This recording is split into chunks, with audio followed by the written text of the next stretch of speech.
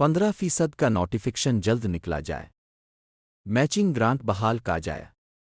ای O B act 1976 کے تحت وفاقی حکومت کو اولڈ ایج بینیفٹ انسٹیٹیوشن کو سالانہ بنیادوں پر میچنگ گرانٹس فراہم کرنے کی ضرورت ہے کہ بیمہ شدہ افراد سے جمع کردہ سالانہ شراکت کی رقم کے برابر مماثل گرانٹ۔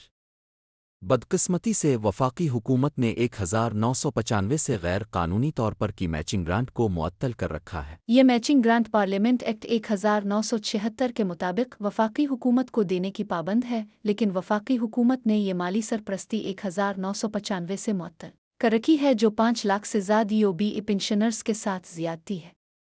اگر یہ گرانٹ بحال ہو جائے تو ہمارا سرمایہ اور اثاثے بھی ڈبل ہو جائیں گے، اس طرح مالی طور پر اتنا مستحکم ہو جائے گا کہ ہر سال مہنگا کے حساب پنشن میں اضافہ یہ کیسا گلا سوا نظام ہے؟ ہم یہ ظلم کے ضابطے نہیں مانتے۔ حکومت وقت کو چاہیے جتنی جلد ہو سکے نوٹیفیکیشن نکال کر ہمیں معاشی قتل سے بچایا جائے۔ میچنگ گرانٹ اور نوٹیفیکیشن جلد از جلد بحال کیا جائے، کیونکہ اس سے بورڈ آف ٹرسٹی نے پہلے ہی اپروول دے رکھی ہے، اس کو روکنے کا کوئی جواز نہیں بنتا۔